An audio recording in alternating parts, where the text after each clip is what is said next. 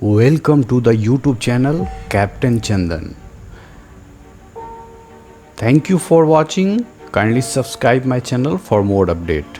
Today's topic is 1:60 rule. We'll cover part 1, then next day we'll cover part 2. The 1:60 rule. The technique of estimating solutions to navigation problem is known as pilot navigation. This estimation mainly used the 160 rule in earlier time when aircraft is not equipped with modern instrument. Aviator use some technique to fly, but nowadays we have a modern equipped aircraft by which we can find the correct position of aircraft. 1:60 rule give you a key to solve many questions in CPL and ATPL exam. For example, one pilot found that the aircraft is off track, meaning the aircraft is not on planned track. Might be some reason he drifted from his route.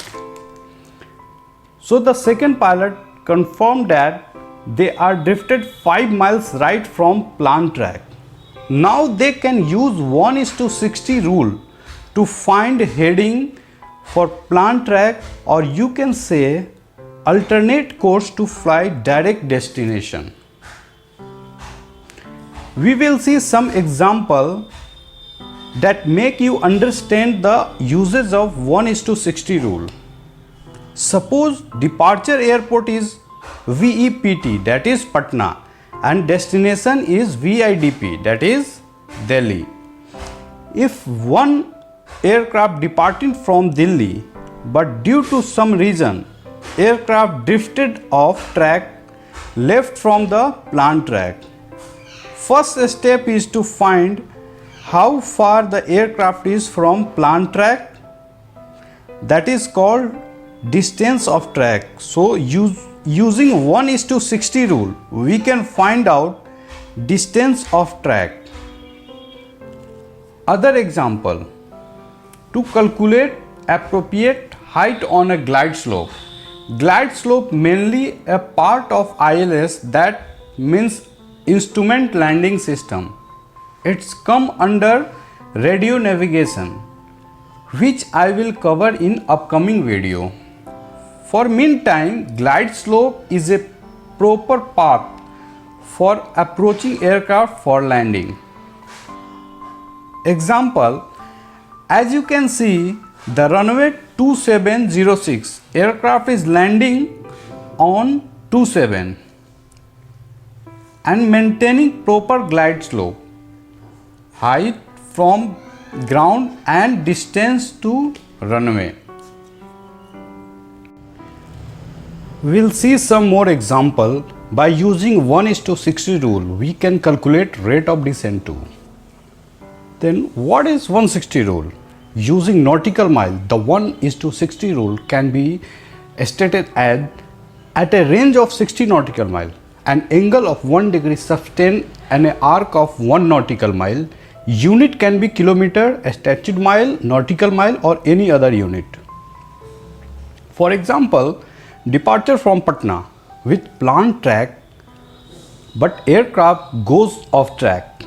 So the 1:60 rule says, if the aircraft is 60 nautical mile and if the angle between planned track and track made good is 1 degree, then the distance of aircraft from planned track is 1 nautical mile. Now we will look detail about this 1:60 rule. Again, taking example of Patna airport. Aircraft is off track right from its planned route. Drift angle is 1 degree, which is between planned track and track made good. So at 60 nautical mile, the off track distance will be 1 nautical mile. According to 1:60 rule, what if we double the distance? At 120 nautical mile, distance of track will be 2 nautical mile. Again, at 180 nautical mile, the distance of track will be 3 nautical mile. So this variation can make one formula. Drift angle equals 60 times drift of track divided by distance covered or distance to go. Let's see some example. An aircraft is 4 degrees off track at a range of 90 nautical mile from a waypoint. What is the distance of track in nautical mile? Again we are taking a similar airport, that is Patna to Delhi.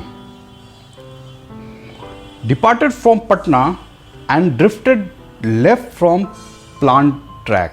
So we have to find a distance of track. Distance covered is 90 nautical mile and 4 degree is track error, or you can say 4 degree off track. So to solve this type of numerical, apply 1:60 formula. Drift angle equals 60 times drift of track divided by distance covered. Rearrange this formula. Now put all the values in this formula, so the distance of track will be 6 nautical mile.